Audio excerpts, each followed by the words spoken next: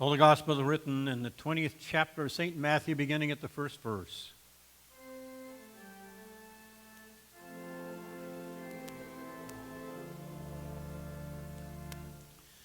The kingdom of God of heaven is like a landowner who went out early in the morning to hire laborers in his vineyard.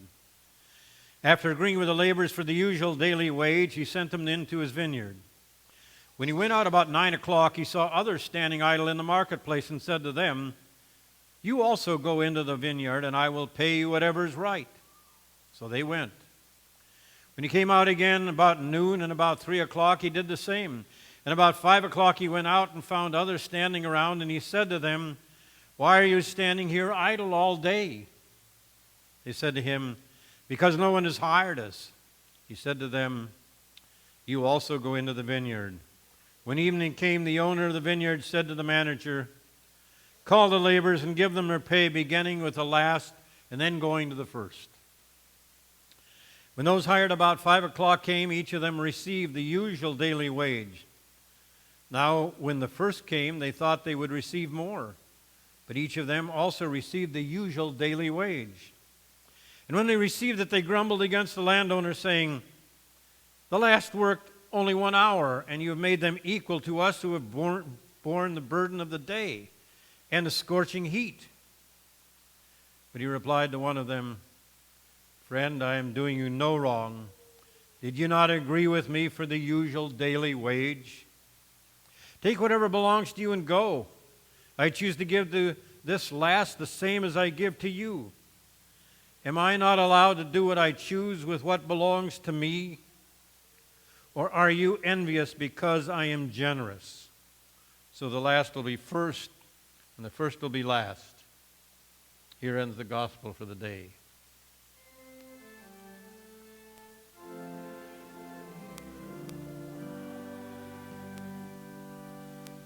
Please be seated.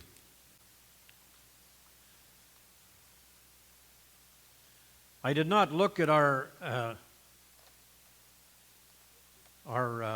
print, the celebrate, before I started writing the sermon, and I find out after I see it this morning that the Old Testament lesson is different than the usual one, the traditional one for this Sunday, and that is what I prepared my sermon on. And so I'm going to have to read that to you too. It's from Exodus, the 16th chapter. The whole Israelite community set out from Elim, and on the 15th day of the second month after they had left Egypt, they came into the desert of Sin, which is between Elim and Sinai. There in the desert they all complained to Moses and Aaron, and said to them, "We wish that the Lord had killed us in Egypt. There we could at least sit down and eat meat and as much other food as we wanted. But you have brought us out into the desert to starve us all to death." Then the Lord said to Moses, "Now I'm going to cause foods to rain down from sky, all of you. The people must go out every day and gather enough for that day. In this way I can test them to find out if they will follow my instructions. On the 6th day they are to bring it in twice as much as usual and to prepare it." So Moses and Aaron said to all the Israelites, "This evening you will know that it was the Lord who brought you out of Egypt. In the morning you will see the dazzling light of the Lord's presence. He has heard your complaints against him. Yes, against him, because we are only carrying out his instruction." Then Moses said, "It is the Lord who will give you meat to eat in the evening and as much bread as you want in the morning, because he has heard how much you have complained against him. When you complain against him, you are really complaining against the Lord." Moses said to Aaron, "Tell the whole community, come and stand before the Lord, because he has heard their complaints." As Aaron spoke to the whole community, they turned toward the desert, and suddenly the dazzling light of the Lord appeared in a cloud. And the Lord said to Moses, "I have heard the complaints of the Israelites. Tell them at twilight they will have meat to eat, and in the morning they will have all the bread they want. Then they will know I am the Lord, am their God." In the evening a large flock of the quails flew in, enough to cover the camp. In the morning there was dew all around the camp. When the dew evaporated, there was something thin and flaky on the surface of the desert. It was as delicate as frost. When the Israelites saw it, they didn't know what it was, and they asked each other, "What is it?" Moses said to them, "This is the food that the Lord has given you to eat. The Lord has commanded that each of you shall gather as much of it as you need, 2 quarts for each member of his household."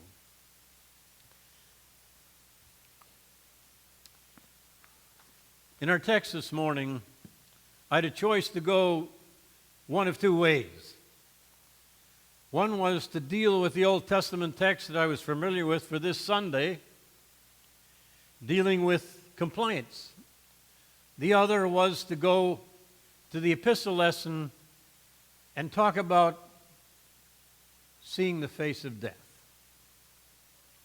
I decided to do both of them, but I'm going to save the second one for next Sunday because I think it is essential and is very relevant to what has been happening recently. In the Trinity season, the last half of the church year is given over to how do we respond to God? What do our Christian lives look like?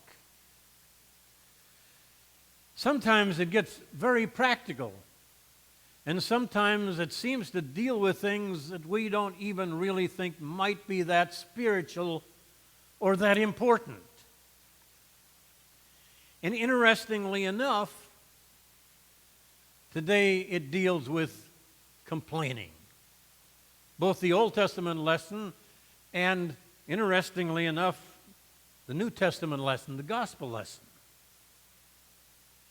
There's a story of a man who went into the diner and ate, and after he was finished eating, the manager came to him and said, "How did you like the meal?"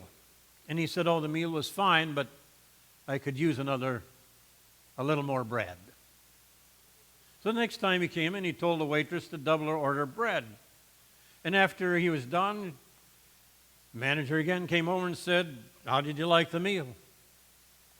He said, "Well, it was good. The meal was good, but I could use a little more bread." So the next time he came in, they doubled the order of bread. It was now 4 slices. And again, the same question, same response. And the next time he came in, he said, fine, give him the whole loaf. So he gave him the whole loaf. And once again, the question was the same. How'd you like the meal? The answer was the same.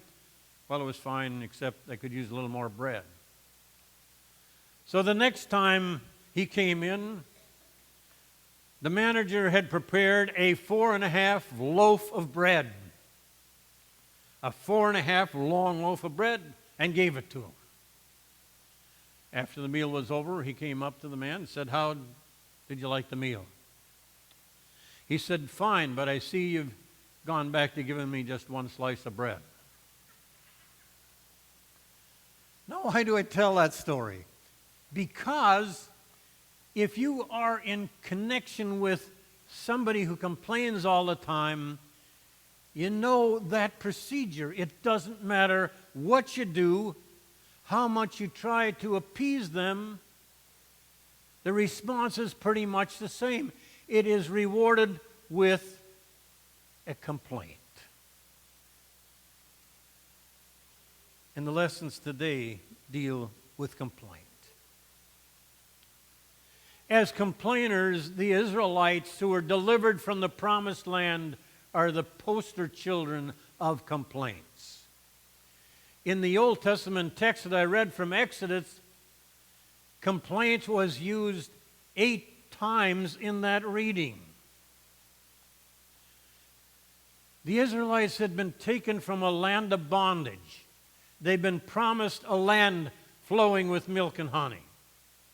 A place where they could be free, be on their own, rule themselves, and be a witness and a strong nation, one to witness to the glory of God. But the traveling in the wilderness from Egypt, even after they had been delivered miraculously from the Pharaoh, who chased them across the Red Sea, they continued to complain. And on the day in question, when this is written, they came to Moses and they said, look, we want to go back. We want to go back. They were going back to slavery. Because they said, you know, at least there we had the meat we wanted to eat. We were okay. And bondage is okay. But we don't like the inconveniences that we're having to go to get to the promised land. Why do we talk about complaints on a Sunday morning in a sermon? Because the Bible talks about it quite a bit. Because complaining gets in the way in the relationship between individuals. It's hard to live with, hard to have a friend who's a constant complainer.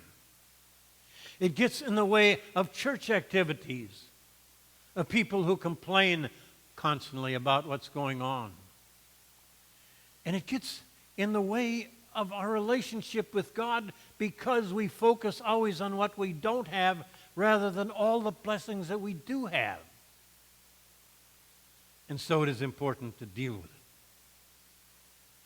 So what is the cure for complainers? That's the sermon theme today. Cure for complainers. First of all, we ought to recognize our own pettiness in our complaints. Most of the things we complain about really aren't that significant in terms of the world order. I'm sure you've watched the nightly news as I have, and you've seen what is happening in California. Entire homes burnt to the ground. Millions of acres burned. Hundreds, thousands of houses destroyed. People killed in fighting the fire and in trying to escape from the fire. We have watched what's happened down on the Gulf with the hurricanes, the flooding, the storm surges, and it's coming again tomorrow. Same area as it has been before, they think. And I was looking at that, and as I was looking at that, I said, what do I complain about? You might think about that yourselves. You know what I complain about the last weeks? Wearing a mask. That's really significant, isn't it? I complain about having to wear this because it's an inconvenience. I complain about 6 feet distancing. I complain about a lot of things that are totally irrelevant in terms of people who are really suffering. And I think it gets in the way of my relationship with God. Because I am so richly blessed. I have so much to be thankful for. I have a house that's comfortable. I have people who care and support me. And I complain about things like wearing a mask. Isn't that tragic? But most of the things we do, we complain about, really aren't that significant. Mainly, they're inconveniences. Eddie Rickenbacker, who was a pilot during the Second World War, was shot down and stayed on the ocean for 21 days waiting to be rescued. After that episode was over, he was asked, Eddie, what did you learn about the trip? That 21 days on the ocean. And he said, I discovered that if I have plenty of fresh water to drink and food to eat and a faith, it's enough. Most of the time, the people that complain the most have the least to complain about. First cure for complaining, understand the pettiness of your complaints. Secondly, accept and acknowledge God's provisions for you. For the people of Egypt, the Israelites, when they were in Egypt, the promise was that they would have a free land. They would be their own people. They would stand as a beacon to the world. They would be God's special people, blessed in a special way. They saw what had happened when they escaped from Egypt. Something that was hardly a done deal. And after they were allowed to leave, Pharaoh chased them. And at the Red Sea, they saw what had happened.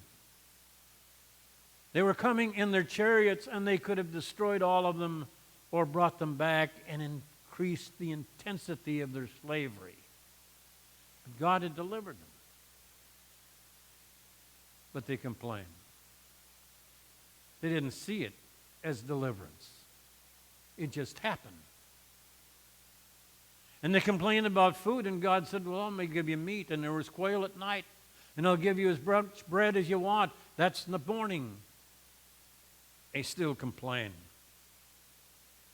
They went to Mount Sinai, and Moses has gone for a few days, and they began to worship another god because we're inconvenienced. We don't like what's happening. We don't want to sit down here and wonder what's going to happen to us. And we certainly don't believe the words that God spoke to us. And yet, when somebody complains about something we've done when we've done it in good faith, we get upset. And sometimes we respond by, oh, I'm not going to deal with you anymore. And if that's the way God dealt with us about our complaints, he'd have left a long time ago. But he doesn't. He gave the Israelites what they wanted. He said, I've heard their complaints, and I'm not offended. I still care about them. When you need something and it's provided, you thank God for it? Or is it just something that happens? I got lucky. A job is lost and a better one is found. It wasn't God interacting. It was lucky. Robert Bruce, who was king of Scotland from 1306 to 1329, gave freedom to the Scots against the English. The English chased Robert Bruce, and he hid in a cave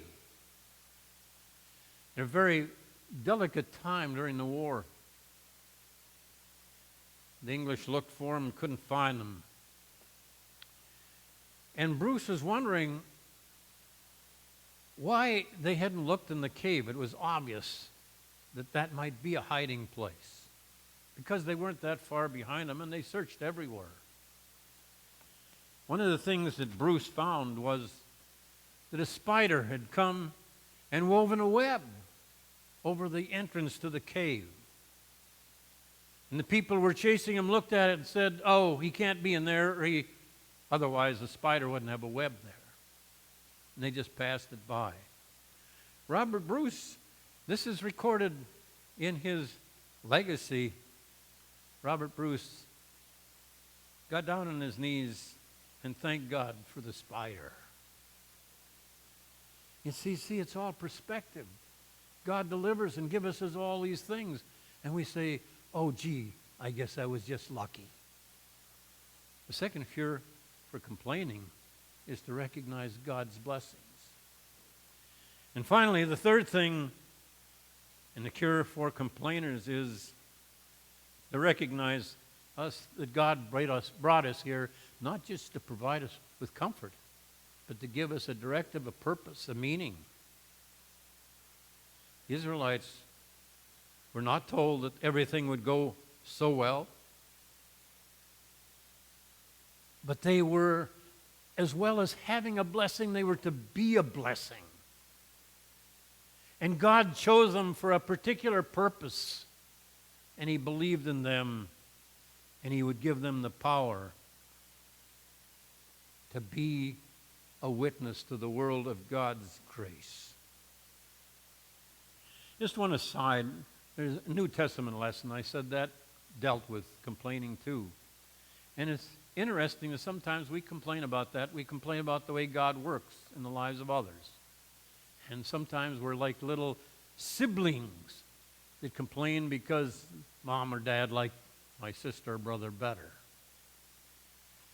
It's that parable about people being hired by a vineyard owner. And he makes, at the beginning of the day, he makes an agreement that the people that come at 9 o'clock will be paid a day's wage.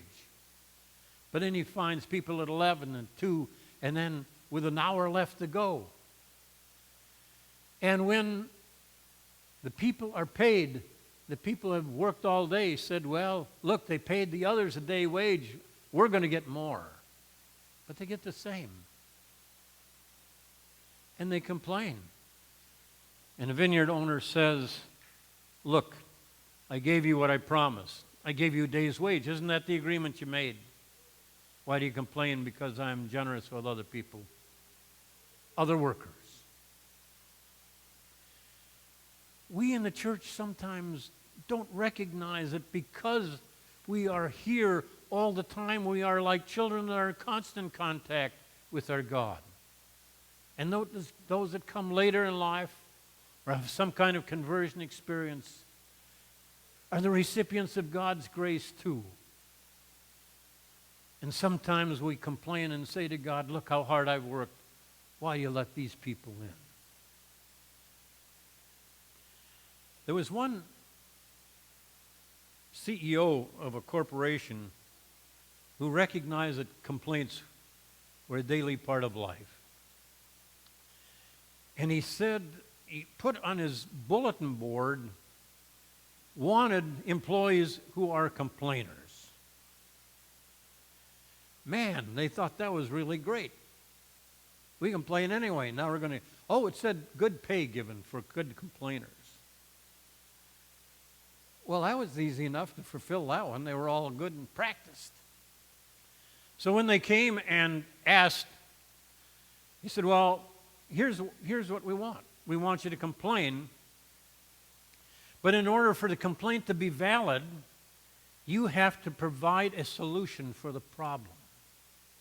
Because what's the use of complaining unless you have a better way of doing it?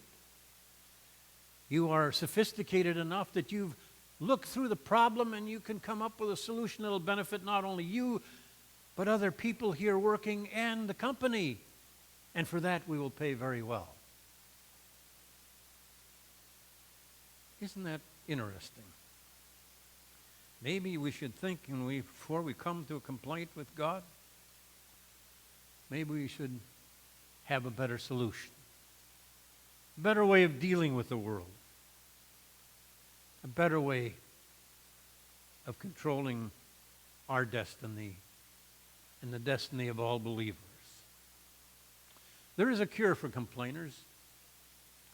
One is to realize most of the time how petty they are. Secondly, to concentrate on God's goodness and all that we have, to take our eyes off what we don't have and be so grateful for what we do.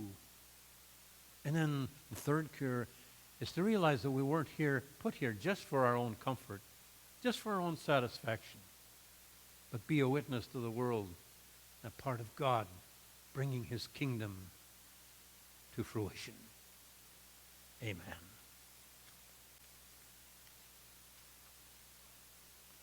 The sermon hymn, There is a Wildness in God's Mercy, and that is 587. Please stand if you are able, 587.